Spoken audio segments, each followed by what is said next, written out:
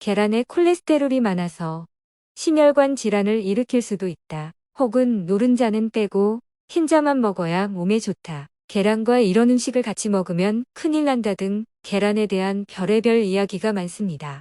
실제로 저도 이런 가짜 뉴스에 속아서 노른자는 쏙 빼고 흰자만 먹곤 있습니다.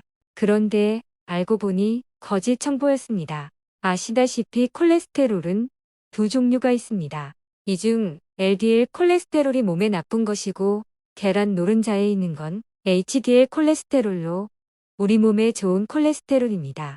그리고 HDL 콜레스테롤은 심장과 혈관에 좋은 영향을 주는 물질입니다.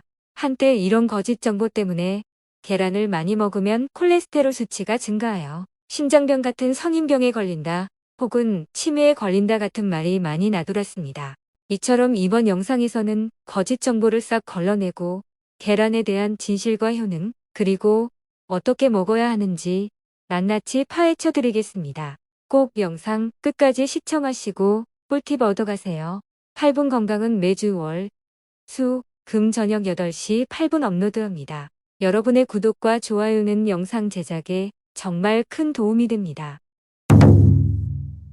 먼저 거짓 정보에 대한 팩트 체크부터 하겠습니다. 계란과 콩두유를 같이 먹으면 안 된다는 말을 많이 들어보셨을 겁니다. 콩에 있는 특수 물질 트립신이 계란 흰자에 있는 란송, 단백질과 만나면 소화를 방해한다고 합니다. 그런데 이건 틀렸습니다. 여러 의학지와 논문 그리고 연구 결과를 살펴봤습니다. 콩의 트립신과 단백질 소화에 대한 일부 연구가 있었지만 계란과 두유를 같이 먹는 게 건강에 해롭다는 주장을 뒷받침하는 과학적 증거는 없었습니다. 콩에 있는 트립신은 열에 민감합니다.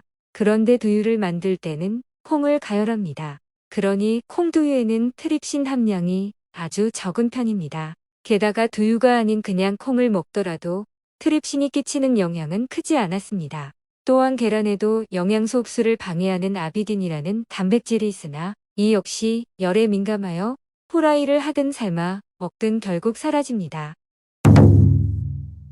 두 번째 가짜 뉴스는 감과 계란을 함께 먹으면 안 된다는 것입니다. 계란과 감을 같이 먹으면 구토와 설사를 동반하는 급성 위장염 증상이 나타난다고 합니다. 심하면 폐결석을 일으킨다고도 합니다. 정말 무섭지 않나요? 그래서 감과 계란을 같이 먹었다면 구토를 해서 위장을 비워내야 한다고 합니다. 혹은 소금물이나 생강차를 마셔서 유독 물질을 몸 밖으로 배출해야 한다고 합니다. 그런데 이건 틀렸습니다. 각종 의학지와 논문 그리고 연구 결과를 살펴보았지만 계란과 감을 비롯한 다른 과일을 함께 섭취하는 게 건강에 해롭다는 증거를 찾지 못했습니다. 네가 못 찾은 게 아니냐?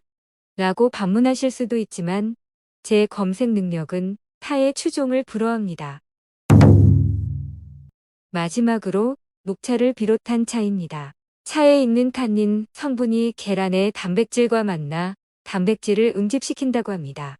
그래서 장 운동이 느려지고 변비를 유발시킨다고 하죠. 심지어 유독 물질과 발암물질이 장에 오래 머물면서 체내에 많이 흡수된다고 합니다. 역시 이것도 틀렸습니다. 탄닌이 단백질에 결합해서 단백질을 응고시키는 건 사실입니다. 하지만 녹차를 비롯한 차에 함유된 탄닌의 양은 많지 않습니다. 그래서 계란과 같이 먹더라도 단백질을 많이 응고시킬 수 있는 수준이 아닙니다. 또한 우리 몸의 소화기관은 단백질이 응고되더라도 이를 분해하고 소화할 수 있는 기능을 갖추고 있습니다. 이외에도 시금치, 들기름, 설탕 등 계란과 같이 먹으면 건강에 해롭다는 음식이 많습니다. 하지만 이 주장을 뒷받침할 만한 과학적 증거를 찾지 못했습니다. 그러니 가짜 뉴스에 속지 마시고 마음 편히 드셔도 됩니다. 다음으로 50, 60세대가 꼭 계란을 먹어야 하는 이유에 대해 얘기해 보겠습니다. 나이가 들면서 근손실이 발생하여 근육량이 줄어듭니다. 갑자기 왜 근육 얘기를 하냐고요? 일단 들어보세요. 그런데 근육이 줄어들면 무슨 문제가 생기냐? 일단 관절을 보호해주는 버팀목이 사라집니다. 그래서 관절이 아파오기 시작합니다. 또한 근육이 있던 자리에 지방이 쌓입니다. 이런 지방은 간, 혈관, 내장 등의 질환을 일으킵니다. 그러니 중년기부터 근 손실을 방지해야 합니다. 그런데 이 근육을 만드는 게 단백질입니다. 그리고 계란에는 단백질이 아주 풍부하다고 알려져 있죠. 성인은 하루 약 50g의 단백질을 섭취해야 합니다. 그런데 계란 한 개에는 약 10g의 단백질이 들어 있습니다.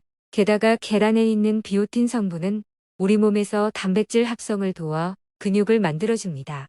우리나라 성인의 약 90%가 비오틴이 부족하다고 하니 계란만 잘 먹어도 단백질 보충과 근 손실 걱정은 없겠습니다. 게다가 계란 노른자에는 눈에 좋은 루테인, 야맹증 개선에 좋은 비타민 A도 풍부하니 노안을 예방하는 데도 탁월합니다. 게다가 비타민 A는 피부 손상과 노화를 막아주기도 하죠. 그리고 우리의 면역력을 높이는 데도 효과적입니다. 또한 계란에는 항산화 물질이 풍부하게 함유돼 있어 염증을 제거해주기도 합니다. 계란이 얼마나 중요한지 더 설명하는 건 입만 아픕니다. 그러니 매일매일 계란 한 개 이상씩 섭취하면 건강을 유지할 수 있습니다. 그러면 계란을 어떻게 먹는 게 좋을까요? 전문가는 아침 공복에 삶은 계란 2개 정도를 섭취하는 게 좋다고 합니다. 계란만 먹어도 좋지만 토마토와 함께 먹으면 금상첨화라고 합니다. 아쉽게도 계란에는 비타민C가 없습니다. 그런데 토마토에는 비타민C가 풍부하니 영양 균형을 맞추는데 탁월합니다. 게다가 철분 흡수까지 도와주기 때문에 최고의 궁합이라고 합니다. 또한 삶은 계란만 먹는다면 밍밍하기도 하고 노른자 때문에 목이 막힐 수도 있는데요. 토마토의 수분이 이를 해결해 줄 수 있다는 것도 장점입니다. 또한 계란과 감자를 같이 먹는 것도 좋습니다. 감자는 비타민C가 풍부하다는 장점이 있습니다. 또한 감자에 들어있는 아르기닌 성분이 의 점막을 보호해줍니다. 그래서 아침 공복에 감자와 계란을 같이 드시면 속도 편안하고 건강에도 좋습니다. 끝으로 계란 잘 고르는 방법을 소개해 드리겠습니다. 주부라면 대부분 알고 있는 사실이겠지만 끝까지 집중해 주세요. 계란은 오래될수록 표면의 큐티클이 벗겨져서 매끈해지고 광택이 납니다. 그러니 표면이 거칠고 까끌까끌한 못생긴 계란이 신선합니다. 무게는 약간 무거운 게 좋고 흔들었을 때 소리가 나는 건 신선하지 않다는 증거입니다. 이렇게 좋은 계란을 구매했다면 보관도 잘해야 합니다. 흔히 유통기한이 짧다고 생각하는 분이 많은데요. 그렇지 않습니다. 냉장 보관 시 약 45일까지 보관할 수 있습니다. 이때 계란을 씻지 않고 넣어두어야 계란의 보호막이 벗겨지지 않습니다. 그리고 계란의 뾰족한 부분이 아래로 향하게 보관하는 게 좋습니다. 둥근 부분에는 숨구멍이 있어서 계란의 신선도를 유지하기 때문입니다. 여기까지 계란에 대한 거짓 정보와 계란의 효능 그리고 함께 먹으면 좋은 음식을 알려드렸습니다. 오늘 내용 꼭 기억하시고 건강 유지하시기 바랍니다. 5060 세대를 위한 8분 건강 정보였습니다. 여러분의 구독과 좋아요는 영상 제작에 정말 큰 도움이 됩니다.